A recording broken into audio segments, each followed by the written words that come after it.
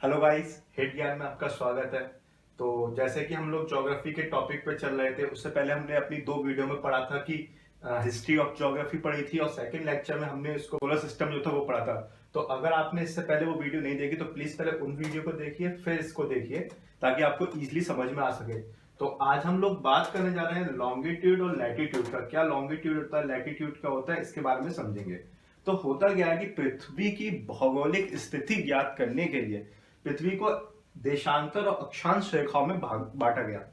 तो देख सकते हैं आप, जो इसमें खड़ी लाइनें होती हैं, एक्चुअली लाइनें नहीं होती, पूरा एक सर्कल बना रही होती हैं, पर जैसे कि हमारे 2D फिगर में दिख रहा है कि जो खड़ी रेखाएं होती है इन्हें लॉन्गिट्यूड मतलब देशांतर रेखाएं बोलते हैं, और ये जो तिरछी जो वर्टिकल रेखाएं हैं ये वाली, इन्हें हम लैटिट्यूड बोलते हैं। और ये जो खड़ी रेखाएं हैं जो रेड कलर से शो हुई है, इसे हम क्या बोलते हैं, लॉन्गिट्यूड। ठीक है, तो सबसे पहले स्टार्ट करते हैं। लैटिट्यूड को हिंदी में क्या बोलते हैं, अक्षांश रेखाएं। ठीक है,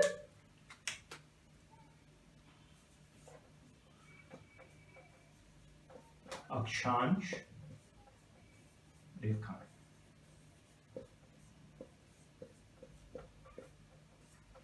तो आप देख रहे हैं जैसे कि फिगर में मैंने लैटिट्यूड को ब्लैक कलर से मार्क किया हुआ है। तो आपने देखा होगा कि एक मैंने 0 डिग्री लिया गया है। इस 0 डिग्री लैटिट्यूड को क्या बोलते हैं, 0 डिग्री लैटिट्यूड, इसको बोलते हैं इंग्लिश में इक्वेटर। इंग्लिश में क्या बोलते हैं इसे, इक्वेटर। क्यों बोलते हैं इक्वेटर, क्योंकि ये बिल्कुल बीचों बीच में है। ठीक है, और हिंदी में इसको क्या बोलते हैं, भूमध्य रेखा या विषुवत रेखा। ठीक है, तो क्या पता चला हमें 0 डिग्री लैटिट्यूड को क्या बोलते हैं, इक्वेटर इंग्लिश में, और हिंदी में क्या बोलते हैं, भूमध्य रेखा, क्योंकि ये हमारी पृथ्वी को वर्टिकली दो पार्ट्स में डिवाइड करती है। ठीक है, अब देखते हैं नंबर ऑफ लैटिट्यूड, मतलब लैटिट्यूड की संख्या क्या है। एक्चुअली क्या है, यहां से ठीक 90 डिग्री नॉर्थ और 90 डिग्री साउथ, इतनी लैटिट्यूड है। तो अगर हम नंबर ऑफ लैटिट्यूड निकालें,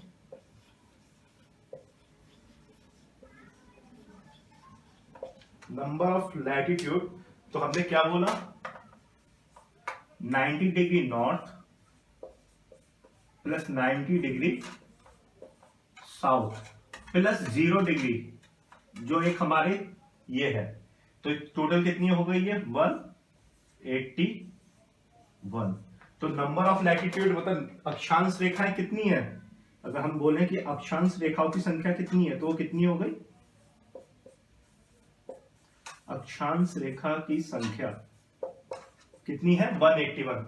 पर अगर हम देखें कि कितनी लाइन ड्रॉ हुई है, तो हमें क्या पता चलेगा कि हमारी लाइन जो वो 181 ड्रॉ नहीं हुई है। अगर आपसे कोई पूछे कि कितनी लाइनें पृथ्वी पर ड्रॉ है, तो आपको पता है जब हम ऐसे चल रहे हैं तो एक टाइम ऐसे आएगा कि यहाँ पे बिल्कुल बिल्कुल इस पॉइंट पे पहुंच जाएगा जहां कोई लाइन ड्रॉ नहीं हो पाएगी। तो दो लाइनें तो ये कम हो जाती हैं, एक 0 डिग्री कम हो जाती है। तो अगर आपसे कोई पूछे कि नंबर ऑफ लैटिट्यूड कितने हैं, तो वो तो 181 होंगे। और अगर आपसे कोई ये पूछ ले कि क्या कहते हैं लाइंस कितनी ड्रॉ हुई है, तो लाइंस कितनी ड्रॉ हुई है, देखते हैं लाइन कितनी। एक तो क्या कहते हैं ये कट गई नॉर्थ वाली और ये साउथ वाली, तो दो तो ये कट गई, और एक 0 डिग्री वाली कट गई, तो कितनी हो गई, 179। तो टोटल लाइंस कितनी ड्रॉ हुई है, वो 179 है। और नंबर ऑफ लैटिट्यूड कितने हैं, 181 है। 0 डिग्री को क्या बोलते हैं, इक्वेटर या भूमध्य रेखा। इसके ऊपर की साइड को नॉर्थर्न एरिया और इसको सदर्न एरिया बोलते हैं। ठीक है, उत्तरी गोलार्ध और दक्षिणी गोलार्ध, इसको आगे समझेंगे अच्छे से। ठीक है, तो पहले हमने क्या समझा एक बार फिर देखते हैं। लैटिट्यूड में अक्षांश रेखाएं, 0 डिग्री लैटिट्यूड को क्या बोलते हैं, भूमध्य रेखा या विषुवत रेखा। नंबर ऑफ लैटिट्यूड कितने हैं, 181, 90 डिग्री नॉर्थ, 90 डिग्री साउथ और 0 डिग्री कितने हो गए, 181। पर अगर लाइंस पूछे, लाइंस कितनी है, वो है 179। ठीक है, चलिए आगे बढ़ते हैं। दो लैटिट्यूड के बीच की डिस्टेंस कितनी होती है, डिस्टेंस बिटवीन टू लैटिट्यूड, दो अक्षांशों के बीच की दूरी कितनी होती है? तो ये कितनी होती है? 111 किलोमीटर। कितनी होती है? 111 किलोमीटर। चलिए अब जरा लॉन्गिट्यूड की बात करी जाए।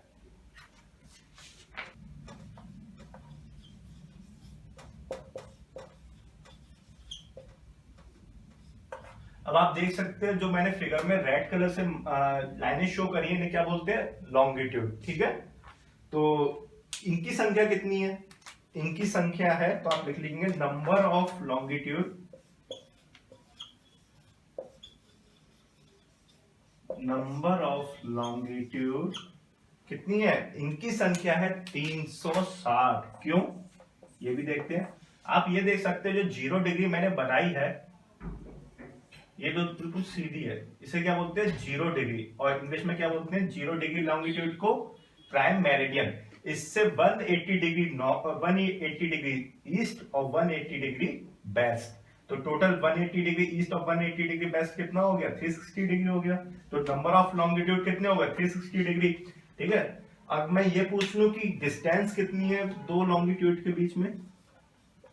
Distance between two longitude.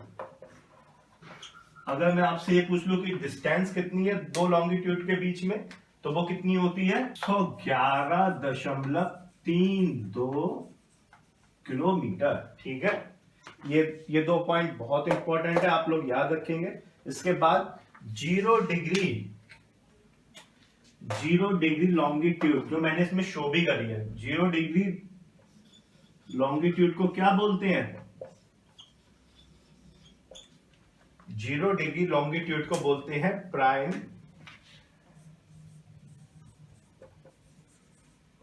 Meridian. क्या बोलते हैं? Prime meridian. हिंदी में इसको क्या बोलते हैं? प्रधान यामयोत्तर। ठीक है, क्या कहते हैं? 0 डिग्री लॉन्गिट्यूड को क्या बोलते हैं?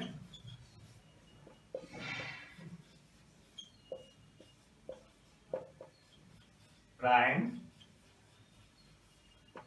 मेरिडियन। ठीक है, क्या बोलते हैं? Prime meridian. ये मैंने आपको पहले ही बताया था। ठीक है, अब 80 डिग्री लॉन्गिट्यूड को क्या बोलते हैं? 180 डिग्री लॉन्गिट्यूड को बोलते हैं इंटरनेशनल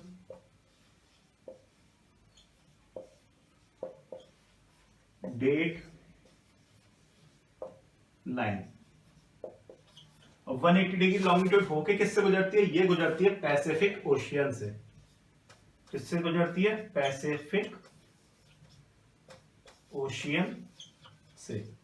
ठीक है ना, तो 180 डिग्री कहां से होकर गुजरती है? पैसिफिक ओशियन, जिसे हिंदी में क्या बोलते हैं? प्रशांत महासागर। ठीक है, अब एक चीज बात करते हैं। एक चीज हमें और पता होना चाहिए कि दो लॉन्गिट्यूड के बीच में डिफरेंस कितना होता है? 4 डिग्री का। कितने डिग्री का? 4 डिग्री का। अब हम देखते हैं अपने इंडिया का टाइम कैसे निकाला जाता है।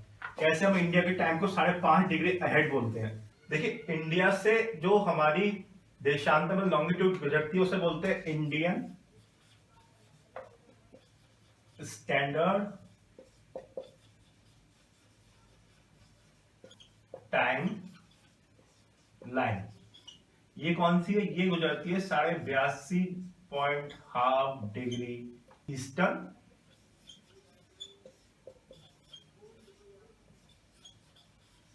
लॉन्गिट्यूड। ठीक है ना, अब आप बोलेंगे ईस्टर्न कहां से आया? तो मैंने आपको बताया था कि सब इसको क्या बोलते हैं? 0 डिग्री। अब इसके इधर जितनी भी वो होंगी कंट्रीज, उसे हम ईस्टर्न कंट्री बोलेंगे, और इधर जितने भी होंगे उसे क्या बोलेंगे? वेस्टर्न। तो हमारा इंडिया इस साइड है 0 डिग्री के, तो हमने इस साइड जितने भी लॉन्गिट्यूड है उसको क्या बोलेंगे, ईस्टर्न लॉन्गिट्यूड। तो 82.5 डिग्री कौन सा हो गया, ईस्टर्न लॉन्गिट्यूड। ठीक है, तो हमारे टोटल ईस्टर्न में कितने वो होंगे, वो 180।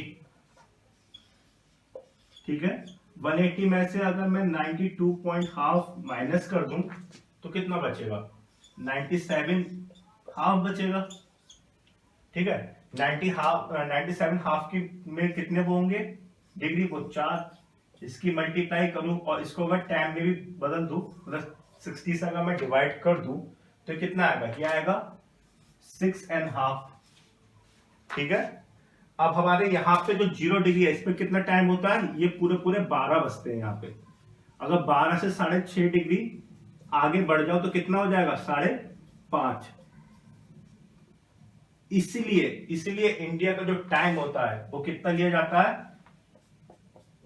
+5:30। समझ में आया कहां से लिया जाता है। देखिए मैंने आपको बताया, स्टार्टिंग से देखते हैं एक बार, इंडियन स्टैंडर्ड टाइमलाइन कौन सी बोलते हैं, 82 डिग्री ईस्टर्न लॉन्गिट्यूड। कहां से गुजरती है, ये गुजरती है नैनी इलाहाबाद। ये भी देख लेते हैं, एक बार लिख लेते हैं, कहां से गुजरती है, नैनी इलाहाबाद से। ठीक है, कहां से गुजरती है, नैनी इलाहाबाद से।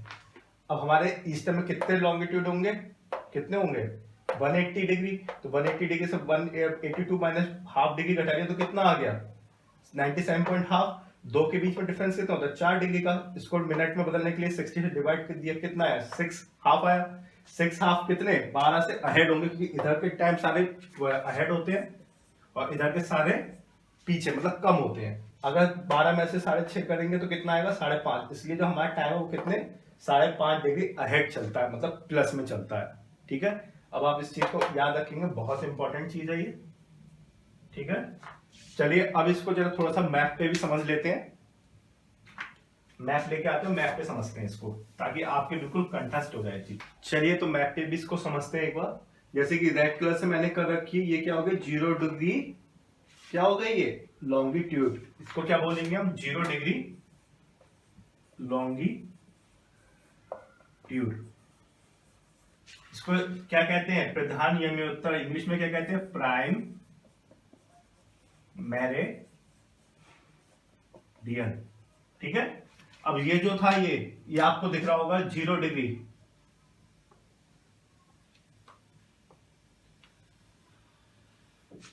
ये क्या है, 0 डिग्री लैटिट्यूड। इसे हिंदी में क्या बोलते हैं, विषुवत रेखा या भूमध्य रेखा। अच्छा, एक क्वेश्चन बहुत बार एग्जाम में आया है, ये पूछ लेते हैं कि 0 डिग्री लॉन्गिट्यूड किन किन देशों से होकर गुजरती है, इसका सीरियल पूछ लेते हैं। तो एक बार देख लेते हैं किन किन देशों से होकर गुजरती है। सबसे पहले ये किससे होकर गुजरती है, ग्रीनविच लंदन। सबसे पहले हम यहां लिख लेते हैं कहां कहां से होकर गुजरती है। सबसे पहले गुजरती है ग्रीनविच लंदन।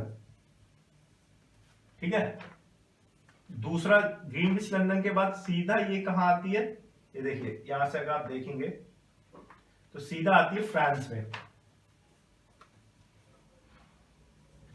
फ्रांस का सीधा कहां आती है, देखिए ये देखिए, फ्रांस का सीधा आती है स्पेन में। स्पेन के बाद कहां आती है, देखिए स्पेन के बाद आती है मेडिटेरियन सी में।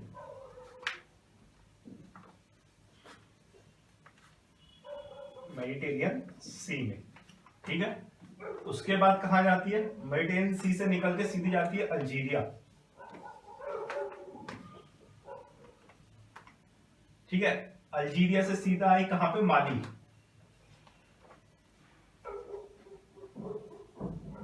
माली से किस में आई, देखिए माली से आई बुर्किनो फासो में। किसमें, बुर्किनो फासो। और बुर्किनो फासो से सिर्फ किस में आ गई, घना। तो हमारी क्या कहते हैं, किन किन उनसे गुजरती है। तो सबसे पहले ग्रीनविच लंदन से, फिर फ्रांस, फिर स्पेन, फिर मेडिटेरियन सी, फिर अल्जीरिया, फिर माली, फिर बुर्किना फासो और फिर घना। ठीक है, मेडिटेरियन सी तो आप समझिए भूमध्य सागर को बोलते हैं, ठीक है ना। तो क्या कहते हैं, अब आपको दिखाता हूं इसमें 23.5 डिग्री अपनी ट्रॉपिक ऑफ कैंसर। ये देखिए,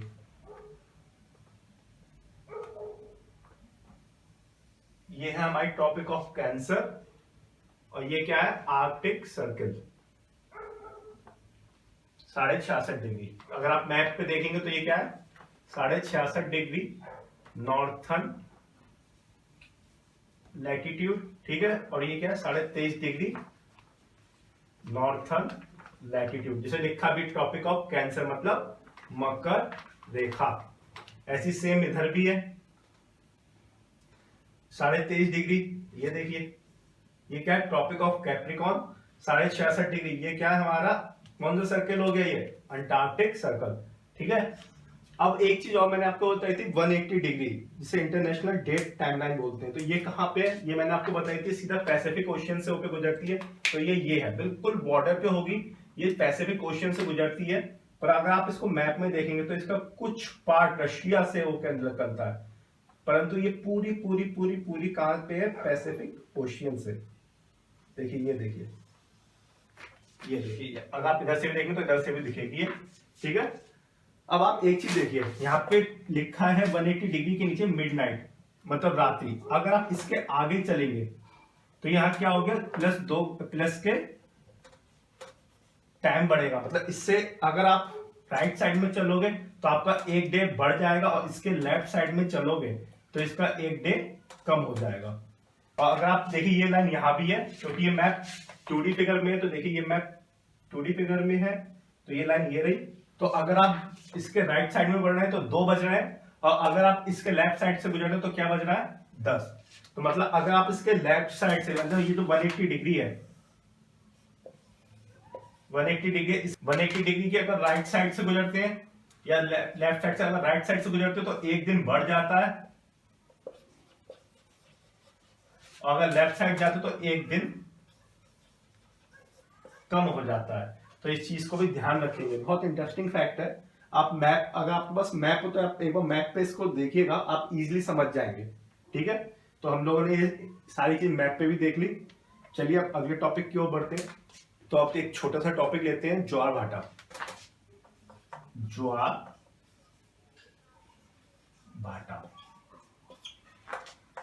टाइड और एब। क्या होता है टाइड एब, देखते हैं एक बार।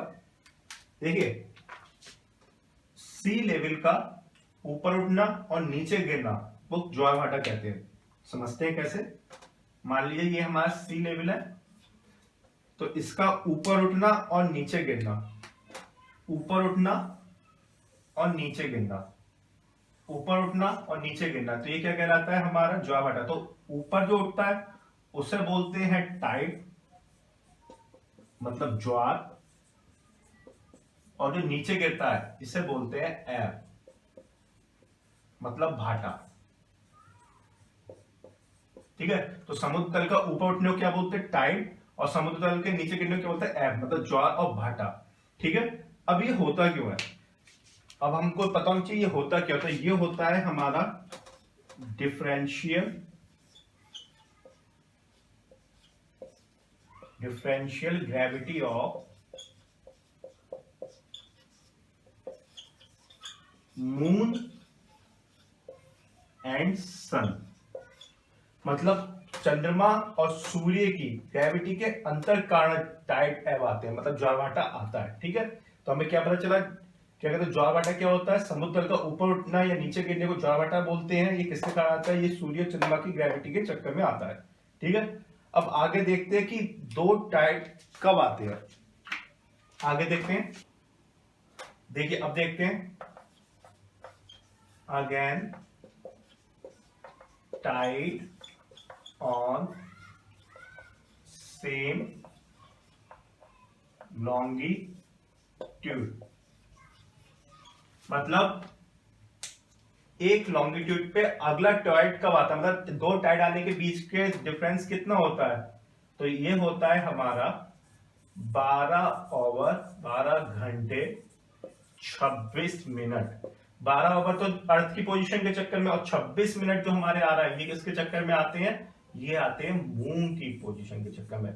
ये किसके, ये अर्थ के कारण और ये मून के कारण, ठीक है। तो अब एक चीज, ये बहुत इंपॉर्टेंट चीज है कि क्या कहते हैं टाइड के एक सेम लॉन्गिट्यूड पे टाइड कितनी देर बाद आता है, 12 घंटे 26 मिनट बाद। 12 घंटे किसके कारण, अर्थ के रोटेशन के कारण, और 26 मिनट मून यानी चंद्रमा की लोकेशन के कारण, ठीक है। अब आगे देखते हैं कि एक टाइड के बाद एब मतलब एक ज्वार का भाटा कितनी देर बाद आता है, तो वो ठीक इसके आधा, मतलब इसको अगर लिखना चाहें तो इसको तो लिख लेते हैं 12 घंटे 12 ओवर 26 मिनट, ठीक है। अगर मैं ये क्वेश्चन पूछता कि एब आफ्टर अ टाइड, कि एक टाइड के बाद एब कितनी देर में आता, तो वो ठीक इसका आधा, मतलब 6 घंटे 13 मिनट। बहुत इंपॉर्टेंट क्वेश्चन है, कई बार पूछा गया है, तो आप इसको जरूर याद रखेंगे कि सेम लॉन्गिट्यूड पे एक टाइड कितनी देर बाद आता है, 12 घंटे 26 मिनट बाद, और एक टाइड पर एब कितने घंटे बाद आता है, वो आता है 6 घंटे 13 मिनट के बाद। 12 ओवर अर्थ की रोटेशन के चक्कर में होता है और 26 मिनट मून की रोटेशन के कारण, ठीक है।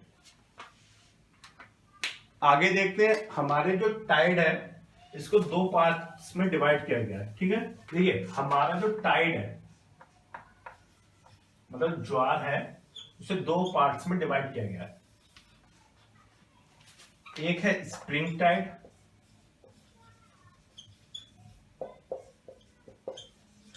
एक है नीप टाइड,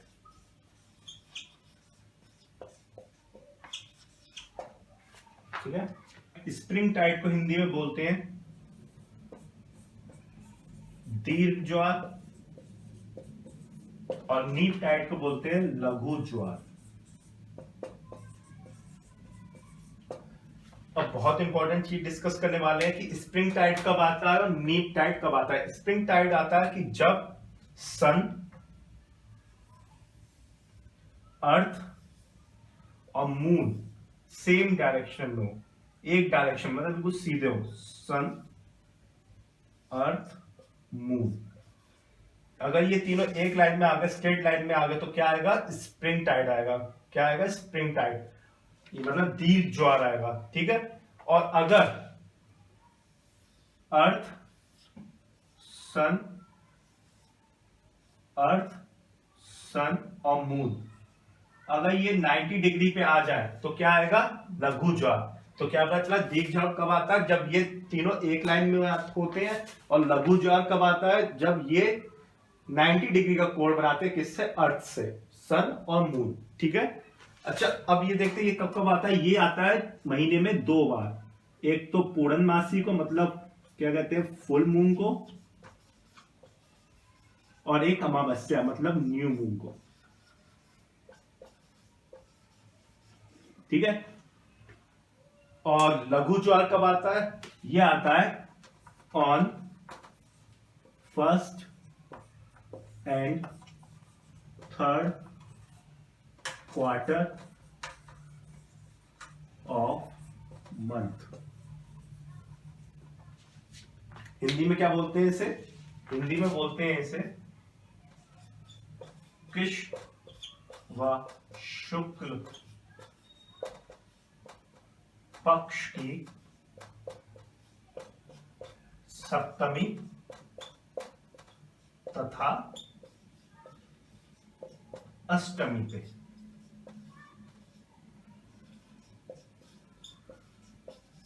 ठीक है। तो हमने क्या समझा, टाइड दो पार्ट्स में डिवाइड होते हैं फर्दर, स्प्रिंग टाइड और नीप टाइड। स्प्रिंग टाइड को हिंदी में दीर्घ ज्वार बोलते हैं, नीप टाइड को लघु ज्वार बोलते हैं। ये क्यों आता है, जब सन, अर्थ और मून इन ये तीनों एक स्ट्रेट लाइन में आ जाए, और ये कब होता है, फुल मून और न्यू मून पे, ठीक है। लघु ज्वार कब आते हैं, जब ये दोनों 90 डिग्री का कोण बनाते हैं, ठीक है। अब 90 डिग्री का एंगल बनाते हैं, और ये कब होता है, ये होता है on the first and third quarter of month, मतलब कृष्ण व शुक्ल पक्ष की सप्तमी तथा अष्टमी पे, ठीक है। अब कुछ फैक्ट ले लेते हैं। देखिए हाईएस्ट मतलब सबसे ऊंचे, हाईएस्ट टाइड ऑन अर्थ, मतलब सबसे ऊंचे ज्वार कहां आते हैं? ये आते हैं बे ऑफ फंडी। कहां आते हैं? Bay of Fundy. Bay of Fundy कहां पे है? ये है यूएसए में। और कितने ऊंचे आते हैं? कम से कम 18 अप्रोक्स 18 मीटर तक। ठीक है। अपने इंडिया में सबसे हाईएस्ट टाइड कहां आते हैं ये भी देख लेते हैं। हाईएस्ट टाइड ऑन इंडिया ये कहां आते हैं? ये आते हैं ओखा कोस्ट, गुजरात में। कहां आते हैं? ओखा कोस्ट, गुजरात। एक और फैक्ट ले लेते हैं, बहुत इंपॉर्टेंट, मुझे याद आ गया। एक फैक्ट और है कि 24 ओवर में ऐसी कौन सी जगह है 24 ओवर में 4 बार टाइड आए हैं? वो है साउथ हैम्पटन। कौन सी? South Hampton. ये एक ऐसी जगह है जहां पे 24 घंटे में 4 बार टाइड आया है। और ये कहां पे है? ये है यूके में, यूनाइटेड किंगडम में।